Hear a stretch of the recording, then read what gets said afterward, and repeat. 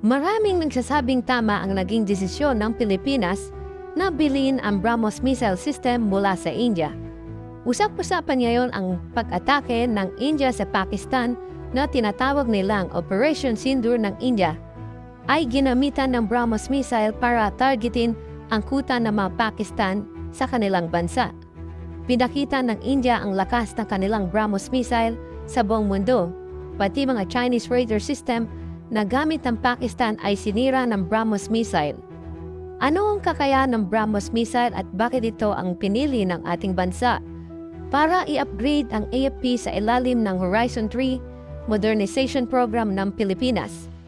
Pero bago natin umpisahan, paki-like, share at paki-subscribe na rin po ng aking YouTube channel.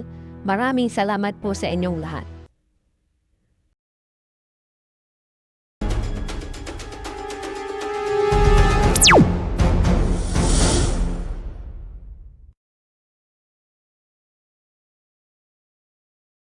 Ang BrahMos ay isang supersonic cruise missile, isa sa pinakamabilis sa buong mundo.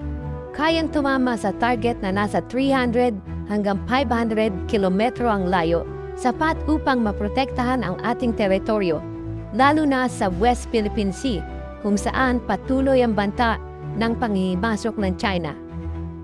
Hindi ito ang tanging missile system na pinagpipilian ng Pilipinas. Kasama sa mga kinonsideras na missile ay ang una, Gabriel 5 missile ng Israel na ngayon ay ginagamit na rin ng ating Navy. Harpoon missile ng Estados Unidos na kilala pero mas mahal. Yunmu missile ng South Korea na may mas mahabang range pero komplikado ang logistic. At Exocet missile ng France na subok na rin ngunit hindi kasimbilis ng BrahMos. At ang mga missile ng Russia na Yakout missile at YT series missile ng China, ngunit hindi ito kinonsidera dahil sa komplikado at aberya nito. Ang Gabriel 5 anti-ship missile ng Israel, ito ay isang surface-to-surface missile para sa naval warfare. Isa ito sa mga mas modernong missile ng Israel at kinukonsidera ng Philippine Navy para sa mga barko nito. Sa katunayan, pinili ito para sa bagong missile frigate ng Pilipinas gaya ng BRP Jose Rizal class. Ang Harpoon missile ng United States, well-known at combat-proven na missile, ginagamit ng maraming NATO at allied countries, subalit mas mahal at may restriction sa pag-export ng advanced variant sa ibang bansa gaya ng Pilipinas. Ang Yunmu missile ng South Korea.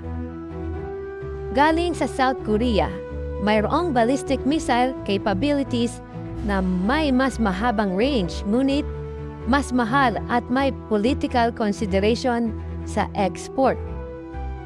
At ang Exocet missile ng France, isa ring kilala at subok na anti-ship missile, ginamit ng maraming European countries, maaring isinama sa mga opsyon ngunit hindi napili.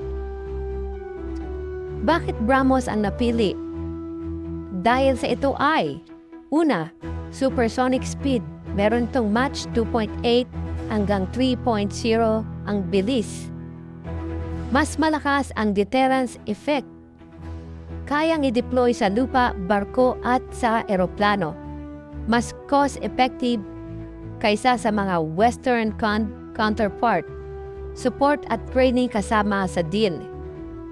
Hindi rin natin maaaring pagkatiwalaan ang mga missile ng China o ng Russia dahil sa isang pangsiguridad at tensyon sa rehiyon.